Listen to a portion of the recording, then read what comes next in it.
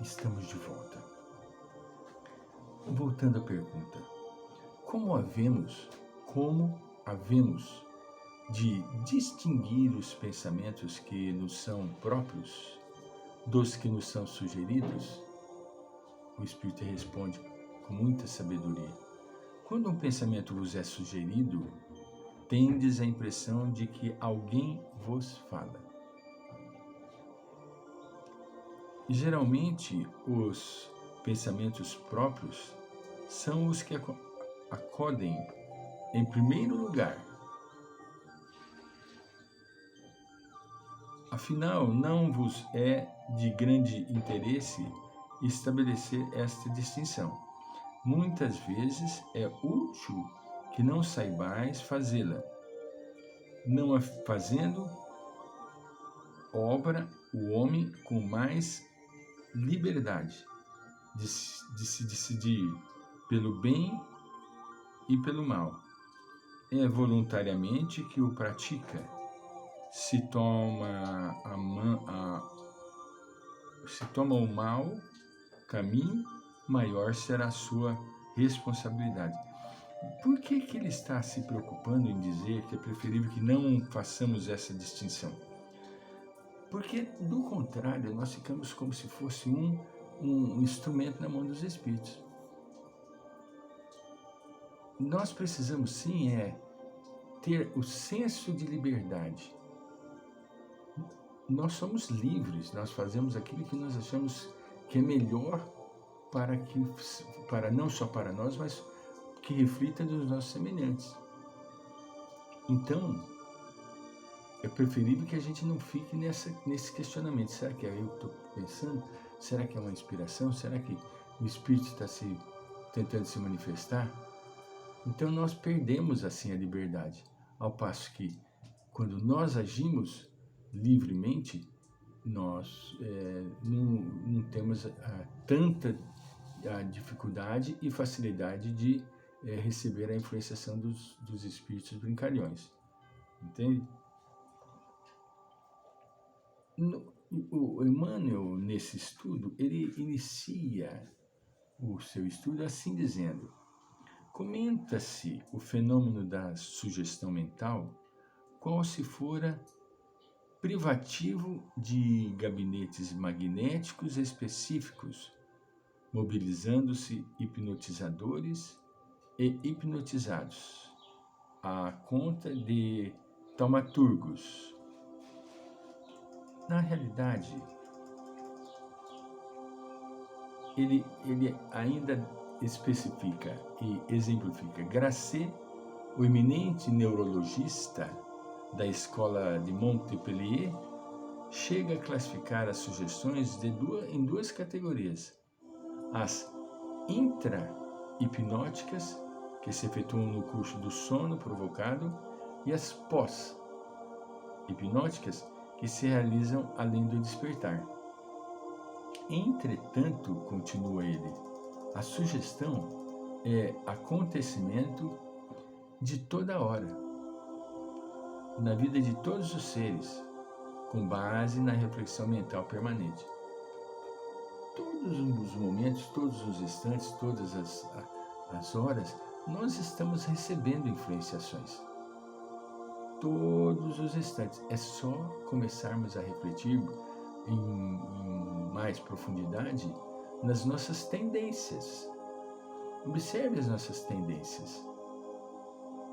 Analise, faça uma autoanálise e observe como que nós estamos nos comportando com relação às nossas tendências. Aí nós vamos observar como que é que nós estamos sendo influenciados pelo bem ou pelo mal.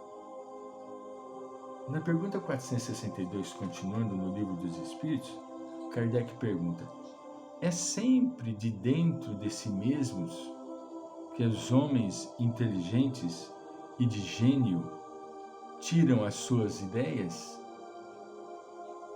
Respondem: algumas vezes elas lhes vêm do seu próprio espírito, porém de outras muitas vezes lhes são sugeridas por espíritos que os julgam capazes de compreendê-las e dignos de vulgarizá-las. Quando tais homens não as acham em si mesmos, apelam para a inspiração. Fazem assim sem o suspeitarem uma verdadeira evocação. Kardec ainda, para deixar mais claro, ele faz a sua interpretação, que é interessante. Se fora útil que pudéssemos distinguir claramente os nossos pensamentos próprios dos que nos são sugeridos, Deus nos houvera proporcionado os meios de o conseguirem, como nos concedeu o de diferenciarmos o dia da noite. Quando uma coisa se conserva imprecisa, é que convém que assim aconteça.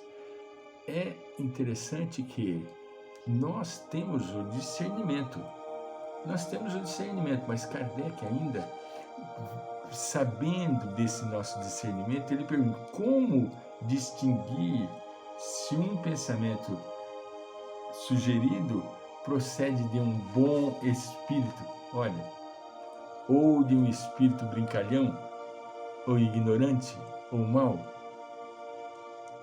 Estudai, o Espírito responde, estudai o caso. Os bons espíritos só para o bem aconselham. Compete-vos discernir. Ele não deixa a coisa somente livre. Ele faz com que a gente tenha ação. Nós não vamos receber as coisas tudo de uma mão beijada, não. Nós iremos ter que tomar decisões próprias.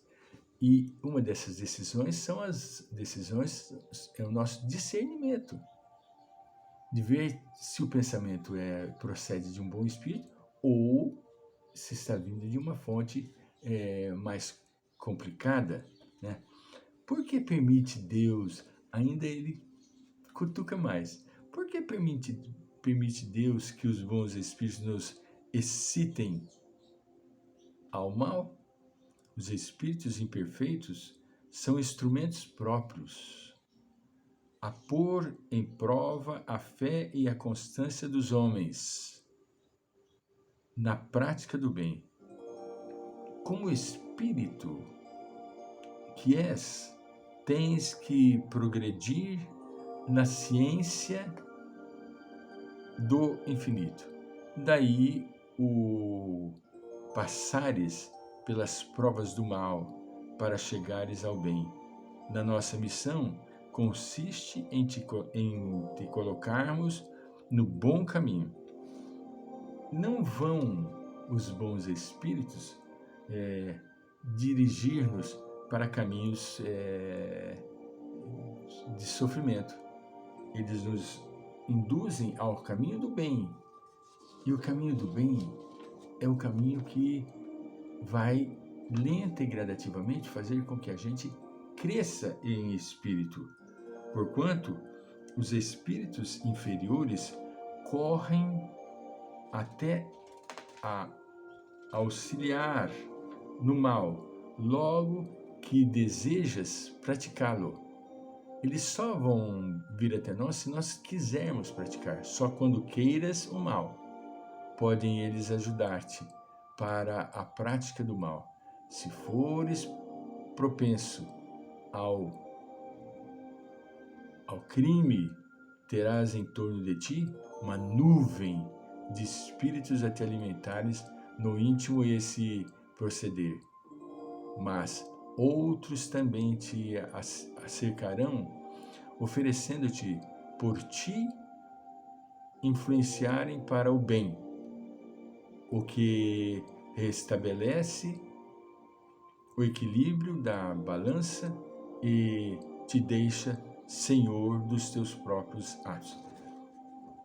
Os Espíritos não vão nos deixar de forma alguma, eles não vão nos deixar sujeitos ao sofrimento.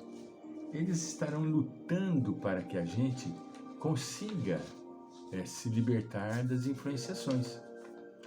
Só que nós precisamos entender que a vontade é nossa e a opção, a liberdade também é nossa.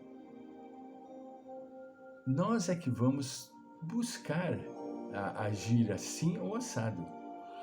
Eles nos intuem, eles nos sugestionam, eles nos influenciam. Mas quem vai ter que agir somos nós. Então aí que está o ato de discernir,